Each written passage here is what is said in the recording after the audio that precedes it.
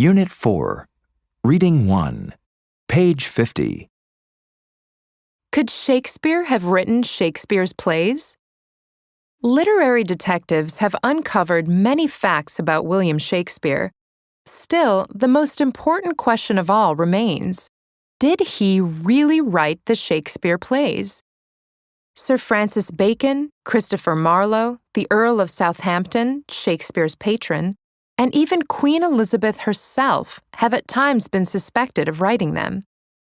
The sheer volume of Shakespeare's work, 37 plays, 154 sonnets, 2 other poems, and an elegy, has led to suggestions that William Shakespeare was actually several people, not one. Oxford versus Stratford. The strongest current debate is between groups known as the Oxfordians and the Stratfordians. Oxfordians say that Edward de Vere, the 17th Earl of Oxford, wrote the plays under the pen name William Shakespeare. Stratfordians, on the other hand, say that the works were all written by William Shakespeare, an actor known to have been born at Stratford in 1564. The challenge for both sides is to produce solid evidence. So far, neither side has come up with much. The Oxfordians' case. Oxfordians say the actor Shakespeare was too poorly educated to have been the author of the plays. He was the son of a tradesman, and there is no record that he had any schooling. There is no evidence that he ever traveled outside southern England. He was just an actor and an occasional real estate investor. His will mentions no writings, and there is no evidence he ever owned a book. A background like that could not have been adequate for writing such brilliant plays. The life of Edward de Vere, on the other hand, was more than adequate. His education was the best money could buy. He was very familiar with England's noble families. He traveled to many of the locations important in Shakespeare's plays, including France, Scotland, and Italy. The de Vere theory gained a lot of support after 1991. In that year, researchers began studying the handwritten notes in de Vere's copy of a 1569 edition of the Bible. About 1,000 Bible passages are underlined or otherwise marked. Nearly 25% of them match up with parts of Shakespeare's work. Probably not a coincidence, say the Oxfordians. For example, part of Act 5 in The Merchant of Venice speaks of a good deed shining out in a naughty world. One of the passages de Vere underlined in his Bible contains the phrase, "a naughty and crooked nation, among whom ye shine as lights in the world." The Stratfordians' case. Stratfordians reply, why look beyond William Shakespeare of Stratford?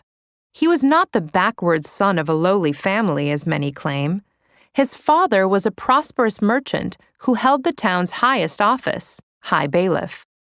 The king's new school in Stratford offered an excellent education. Although school records cannot be found, it is likely that the town's High Bailiff sent his son there. Shakespeare moved to London in the late 1580s, in his early 20s. There he became famous and wealthy as an actor and as London's leading playwright.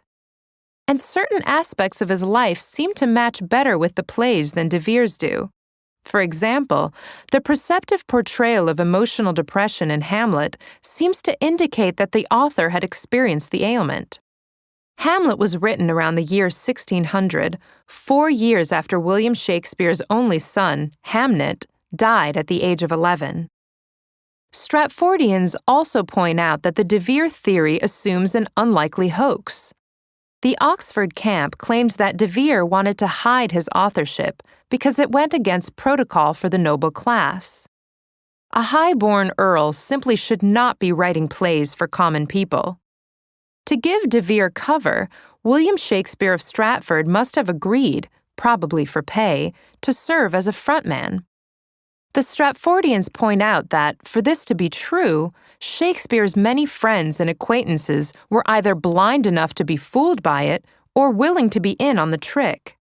The same goes for de Vere's friends and acquaintances, including the very intelligent Queen Elizabeth.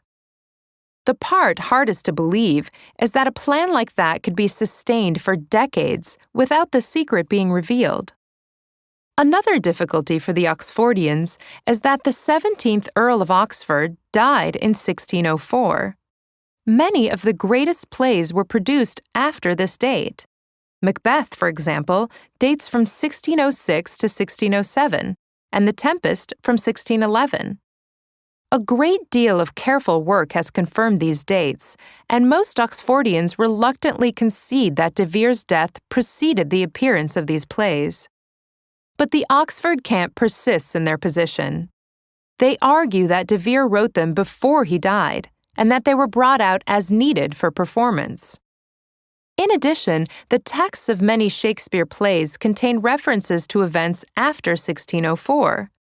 The Oxfordians say someone must have added contemporary references to make the plays look timely. Any debate centered on speculation alone will probably last a very long time.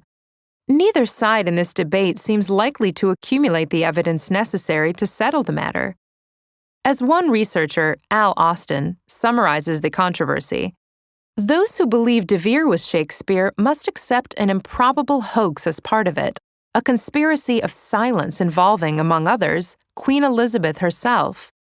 Those who side with the Stratford man must believe in miracles.